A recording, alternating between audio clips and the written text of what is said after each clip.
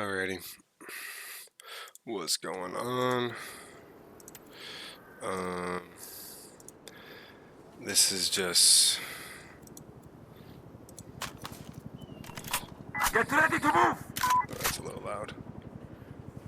I guess this is just my first attempt at making a little bit of a I'll shoot you! Back to luck! Get down on the ground! making a little bit of a YouTube Do video it yourself! discussing No, I lifting can't. stuff, and I think the mentality that comes with it. This also is definitely not overlay.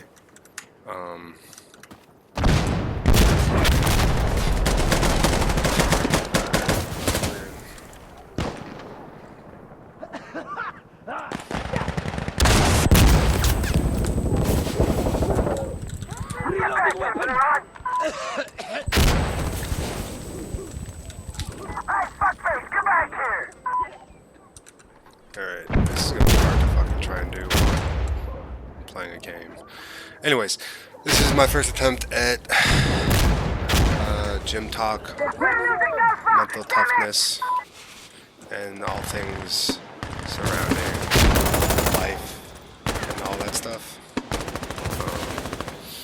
I guess some of my friends recently told me that I should try and find a place to put this.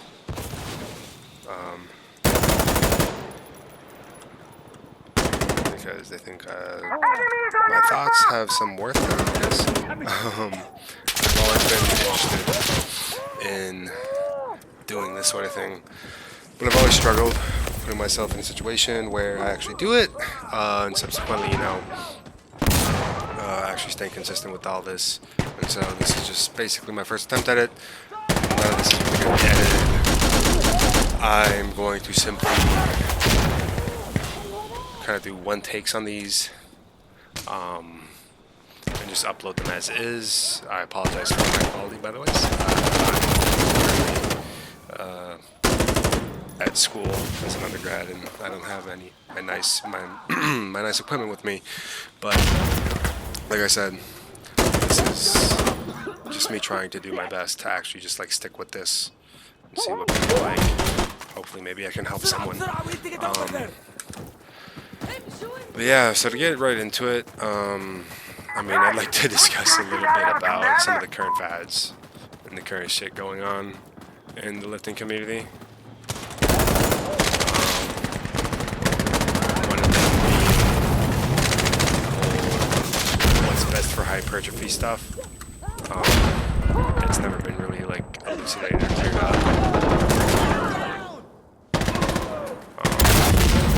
And I think it's just an unfortunate thing that we're seeing here in regards to all the content that's always put out about this stuff.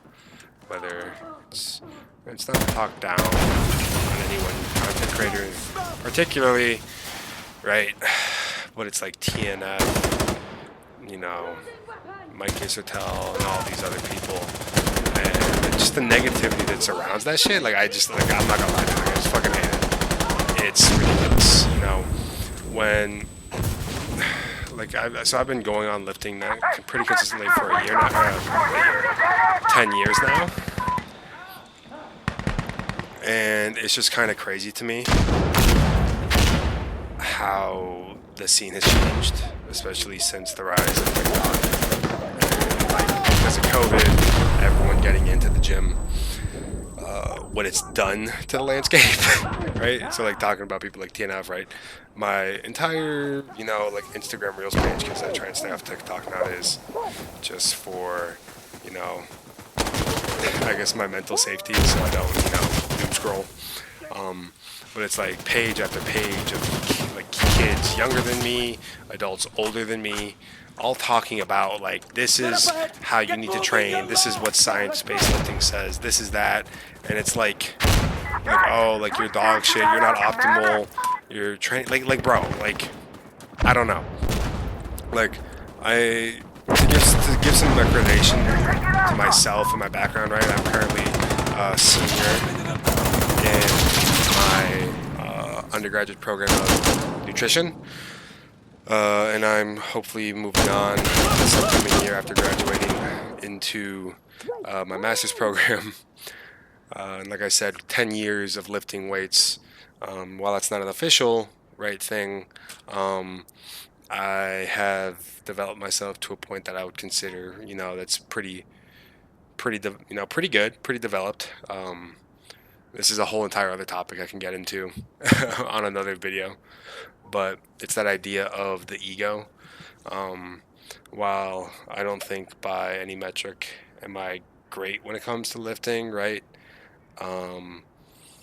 According to like standards, I guess you could say I am, right? So like my personal best for a deadlift in competition was I think it was just like 600 flat. Just recently I pulled like 672 on a Texas deadlift bar. The 600 in competition was like 2 years ago now on a stiff bar USAPL. I benched 330, 340, squat like 540 in competition. I went from hitting 300 pounds in the 8th grade to being down to where I am now, 246 this morning. And, the lowest I got down to was about 238 so far. But I'm actually in the process of bulking as I've decided to chill out with powerlifting for a while, wanting to develop new tissue and explore the realm of bodybuilding. And so I'm actually going to be trying to actually do a competition for bodybuilding, naturally that is. But so that's just talking about me and like what I've done and accomplished. But I guess what I'm trying to say here, right, is just in all of my time doing this, it's like what I see online is disgusting. It really is. It's clickbait. It's rage bait. It's terrible, dude. Just discussing TNF, right? Grab your And I weapon. guess in this way, this is in the sense my way of calling them out. I'm not one to be negative or shit talk on people, right? I'm loaded. But All right, I come with you. his articulation Okay. and his claims of what's considered like optimal training, it just like astounds me, dude. Let's go. It's like, all right, you cite this paper, that paper, you cite a couple papers here and there, that support your beliefs and your training system, and say, one of the things he even talked about was like, oh well, when you actually look at outcomes, right? And it's like that's what we need to be basing our stuff off of, and it's like, yeah, that makes sense. But I mean, one of the things that I recently saw from him discussed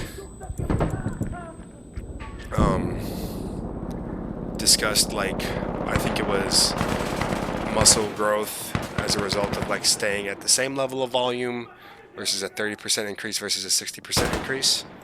And if I do recall correctly, that study just wasn't that long. Like like understanding the ramifications of every single study is like very important. There may be a lag time, right, to an individual's development when it comes. Sorry. There may be lag time when it comes to developing and gaining new muscle tissue through training, and regardless of whatever you do, whether it's more volume than you're used to or less, right? And so to sit here and say, well, the outcomes here show that these people grew more, maybe it's because their CNS is fucking used to it. Maybe, maybe there's a host of other, factors that can affect that.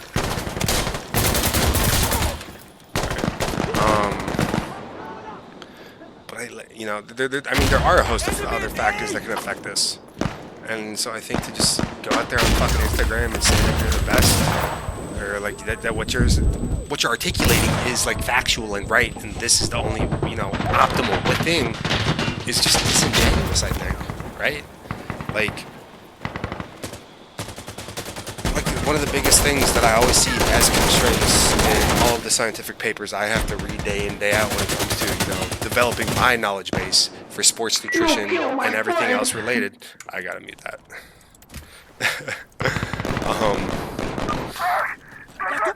One of the biggest things I always see is right, dietary pattern and adherence. You know, these people that are being put through these studies, and for the most part, it's similar when it comes to a lot of exercise science studies. The limitations, sure, you can put them through the exact same thing in the exact same environment, but dietary pattern and lifestyle choice, okay? How does the person respond when it comes to? I'm gonna try and lower my mic down a little bit. It seems like it's going up too high. Hopefully that's good. Okay. Um, One of the biggest things I see, and subsequently I'm gonna turn down my desktop audio. Um, is like it's self-reported adherence to dietary patterns, right? They do a 24-hour dietary recall, 48-hour dietary recall, and these people are saying what they eat, right? Weight loss interventions, like how, like, so, like, there's a host of factors there that it's like, okay, sure, this person did this and that in your controlled setting, but what about the other, fucking, I don't know, 18 hours outside of your little lab that they're doing that's affecting their ability to recover, that's affecting their ability to grow, the genetic variability within each fucking person. You know what I'm saying? Like, not only, like, he talks about stimulus to fatigue ratio all the time, and the perfect idea behind that is someone's going to be able to manage fatigue and stress a lot better than another person just because of, their DNA. It's as simple as that. Now, fundamentally, we all have like a different baseline, sure, and we're very similar. But stuff like, right, like how often someone can get away with fucking squatting hard and heavy is going to be very individualized. And so I think trying to individualize, or trying to generalize reports of a study like the things that he pulls is just fucking stupid, okay? And like, disagree with me if you want. It's just, it's the same with like all science. Pointing towards any sort of fucking scientific studies and saying, look at this, look at this, look at this. Even if you point to 10 different studies, right? It's like, all right, like, how can you generalize that? You know what I'm saying? And I think at the end of the day, to be able to really, hone in on some true scientific backing or basis to this sort of stuff, you have to understand that stuff like meta-analyses, what's the other one? Meta-analyses and reviews. Meta-analyses and systematic reviews. Those sorts of things are where we're going to find the ability to generalize findings, right? That's where we can say, okay, here's 20 studies, here's 30 studies that discuss the same sort of thing, looking at the same sort of outcome, whether it's nutrition or sports science. That allows us to say, okay, this is, something that we can consistently find true to be here, right? But then when we go into something like exercise science, in physiology or even nutrition, to be able to generalize any sort of that information is so difficult. And almost every single meta-analysis you write and review paper that you look at discussing findings on a singular topic are going to always say, it's hard to generalize. It's hard to say that this is an overarching theme or something that is supported because, hey, we can't account for, all the differences in study design. We can't account for all the differences in genetic variance and, as well as, one second.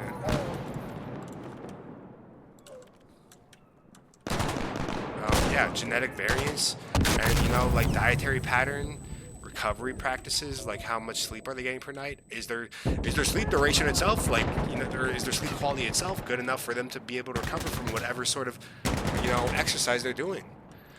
And so at the end of the day, that sort of shit just like boggles my mind that you're going to go out there on fucking TikTok, YouTube, Instagram, and all this shit, and then just sit there and claim that like what you're preaching and start, doing is like the best. And then you pull up like another thing he fucking does. He pulls up clients and says, "Oh, look at my client here. Look at this. Like they're so much better yada yada yada, and it's like, really? Like you're just gonna pull up, you know, like a fucking genetic phenom, and then just say that like all your shit's right? Like it's so stupid. It's so stupid. It's like like he was saying, oh, you don't like blah blah blah. You don't need a good base or something about his 15-year-old client who has fucking ridiculous genetics. Like, oh my god, like using an outlier as your backing or right your evidence to support what you state is fucking stupid again. So like I don't know at the end of the day what he thinks he's doing, but all of it is just clickbait. It grabs attention, and that's just what people fucking fall into, right? I think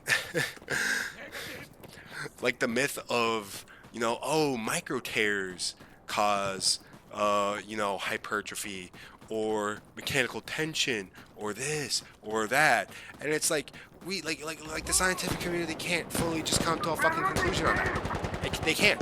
And so I think, and this just keeps harping on that point, but sitting there and saying, okay, well actually I have the answer, is so fucking terrible. It's so stupid. It's money grabbing. It's being an attention whore. It's disgusting. Like, give me a fucking break. Like why is social, like it just hurts my fucking head. So many people on social media, they just clickbait. They just fucking clickbait, and that's all they fucking do. They don't. There's no genuine thought behind it. There's no fucking. Oh my gosh, bro, really just made. Yeah, there's no. It feels like there's no one genuine on social media. They're not really out there to fucking help you.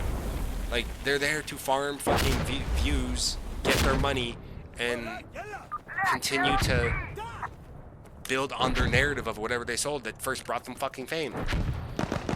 And I hate him, dude. I really fucking hate him. And it's like, sure, maybe he's fucking bigger and stronger than me, but that also doesn't fucking, like, that's not fucking evidence either, right? Because all the fucking studies he points to, all the fucking things that he talks about, like, oh, look at my fucking, you know, NIH study that proves what I'm saying. It's like, well, guess what? None of those motherfuckers are big either. 9 times out of 10, they're all fucking twigs. So it's like,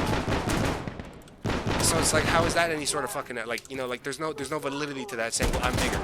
Okay? And I don't know, man. I'm just rambling on at this point about how fucking annoying it is. But Jesus, for the love of, like, anything good, especially in this day and age, like, where fucking 15-year-olds, 13-year-olds are hopping on SARMs. Like, this shit needs to stop, dude. Like, instead of fucking, like, blowing up clickbait, blowing up fucking stupidity, hyper niche shit, and fucking terrible advice of just, like, or not even terrible, not even blowing up terrible advice, right? Because like I've said, all things probably have some validity. So, like, some of these studies that he points out, there's truth in them, just like in, you know, anything you look at. And that's, once again, that's a whole nother topic that I could get into, but it's just like, it's like, dude, like just at the end of the day, it's fucking, like, don't, like, sitting there like you know everything is just fucking terrible. And it's like, I feel like in a sense, like, I feed into the clickbaitiness of shit, where it's like I'm just sitting here carrying something like that, and I fucking hate it. So yeah, like I was saying though, just like, why do we, this is crazy, why do we, like, bring this sort of media so much attention? Why do we all this sort of media, like TNF, these people that, you know, for example, on my side of things, nutrition-wise, like that say the carnivore diet or calories in, calories out is fake, or, you know, your LDL and HDL doesn't matter, this and that, and it's like, bro, I don't have my freaking thing on me. It's like, at the end of the day, like quit letting your feelings and like shit like drive your response to information. Like, sometimes things we like want to hear aren't the best things to hear, right? And it's the same. It's like you know what it reminds me of? Like fucking Dr. Oz, bro. Dr. Oz, a board certified fucking cardiologist. Okay, got sent up the shitter because of what he was doing. What was he doing? He was just going on TV saying all these things about these miracle drugs, these miracle supplements that are gonna fix you, help you shred that belly fat, it creates a furnace in your stomach, and it's like literally, bro, like I'm literally like that's how I feel when I hear people like TNF go, what are you doing? You're not doing it optimally. If you actually really want to grow, right? 4 reps as hard as possible with perfect form, it's gonna be a lot better. Like you're gonna you're gonna grow so fucking fast. Like you're just like not gonna believe your eyes. Like bro, like it's dumb. It's so dumb. It's literally what Dr. Oz did. And guess what? It's like, for example, one of the things Dr. Oz fucking sold, and I'm actually, right, I just learned about this in one of my supplements classes or one of my nutrition classes that is focusing on supplements. We talked about Dr. Oz's scandal, and one of the things he fucking was saying that's going to be like a miracle pill is fucking green coffee bean extract, right? At the time, the supplement had like very little data, very little like scientific evidence and like background to support any of its, beneficial effects. And like he didn't even know like what the bioactive compounds in it were, right? Which being like chlorogenic acid, which is polyphenol, and it does show to have some purported like beneficial effects. Now that we see this after years and years of research and discussing meta-analyses and seeing like the actual like downstream effects on BMI, waist circumference, and all that, it's like we see that now. Why the fuck are you like? So it's like why are you, as a fucking person on social media, just doing this exact same thing with not having any of that real long-term deep developed knowledge about what like shit that like what is best, right? Like I'm sorry to say, but another thing that we can discuss on this is you look at fucking like all the bodybuilders of old school, right? Tom Platz, Lee Priest. Lee Priest was, very well known for his, low rep, high intensity arm workouts. But that's because he was primarily of a, he had a large makeup of a certain type of muscle fibers in his arms. That was just a genetic anomaly. Once again, genetic anomaly. But like I said, like Arnold, Lee Priest, Tom Platz, Flex Wheeler, Lee Haney, I think maybe, Ronnie Coleman, Jay Cutler, like all these people. That shit was fucking close. Ooh. Damn. We look at all these people and like none of these guys consistently trained really fucking low reps, right? Sure, there's the example of Mike Mentzer. Okay, but even then he wasn't this purported, do a set of 4 to 5 reps maximum intensity. Like even though he was like all about like low volume, high intensity, like, it wasn't fucking 4 to 5 reps. At least not from what I can recall. Like, correct me if I'm wrong on that. Like, I might just be completely misquoting that shit. But it's just at the end of the day, bro. Like, why are you gonna say time and time again, like, the most optimal way to grow is this? When, when it's like historically, people have been training, with a lot more volume. And have been shown to become some of like the biggest people to ever walk this planet, right? Yeah, like PED utilization, sure, but nonetheless, like I think it's disingenuous, dude. And it's like I use quite a bit of volume in my training. I do, right? And it's like since switching from powerlifting to a bodybuilding style, routine where I am emphasizing muscular contraction with the target muscles that I'm trying to, grow and develop, it's like I've already seen fucking ridiculous gains. Like my fucking shoulders are a lot more round and sculpted, right? My calves are catching up to how fucking massive my quads are because like I've always had fucking disproportionately large quads. Like my calves are catching up, and guess what? I'm fucking doing 3 sets of 12 to 15, baby. So like, and I'm fucking seeing those results fast as shit. Like how much more optimal can you fucking be if I'm seeing results within like a month, 2 months, like that are like noticeable in my physique when I practice posing? Like he's gonna say like, yeah, well like you can, like you like Like someone's gonna sit there like in the comments and reply, yeah, yeah, like you probably could have had an extra quarter inch if you just did it exactly as TNF said. Well, it's like I wouldn't fucking know. And to argue like the yeah, like I'm just going on a rant here, and at the end of the day, it's just like it's just fucking annoying. And I hope anyone else online that hears this gets what I'm saying. Like that idea of, in my opinion, on what it comes to down to, for results of training to get bigger, stronger, or whatever it may be. I think at the end of the day, and the biggest things I'm going to say are just simply going to be just right intensity, basically like very low level, but just very low level, but still just good exercise selection, and then fucking consistency. Right? Those three things are all you really fucking need in the gym,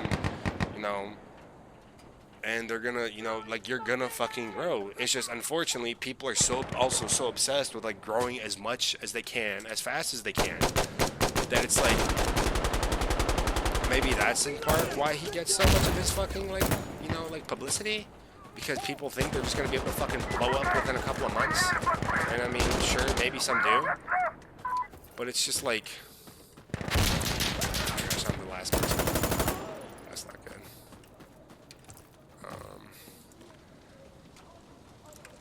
It's like, for the example of like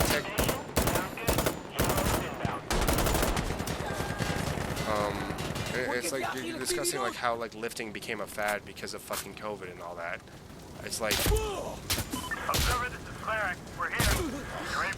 yeah, like when lifting became a fucking fad during like the TikTok era because nobody else could do anything. It's like, 3, 4, 5 years later now, it's like the same fucking people just falling off left and right. That's fine, right? Okay, it just wasn't for you. But it's like we still have this influx of people because of like TikTok and all that shit. And it's like everyone's just obsessed with fucking getting bigger. It's like I said, I've been doing this for 10 years now. I'm sure there's someone bigger, like there's definitely quite a few people out there that are bigger than me that have been doing it for fucking less time. But at the same time, like that comes down to, it's like, all right, well, like how much do you really love this? Are you gonna be training in another 5 years, right? Consistently, like me, like do you have this just sheer fucking passion for it? The idea of just like the discipline and the hard work that comes with it, and the enjoyment of that, and the long-term growth benefits and everything that you get from it, like it's just. Like, I'm sure there's gonna be people out there that ain't say yes to that question, but just at the end of the day, like it's just fucking ridiculous, right? It's just that's all I have in my head. Just like have some like common sense, listen to a little bit of science, push yourself in the gym, sleep, eat, and it's like you'll fucking grow, bro. Like you'll fucking grow. GG. And Tragic. yeah, it just at the end of the day. Like, just miss me with that bullshit about all this clickbaity stuff on fucking on Instagram and all that, dude. Like, I just fucking hate it. It's disgusting. And I hope people will slowly be able to realize that. I hope it'll help change the fucking landscape of what we see on social media. Because, it's like, I'd like, upcoming generations and kids that start to actually get into this shit, and I'm still young myself. Like I said, I'm only 23. I hope there can be something positive that comes out of this, man. Yeah. So, well, that's episode 1, guys. I appreciate y'all for stopping by. And, I guess Sanchi out.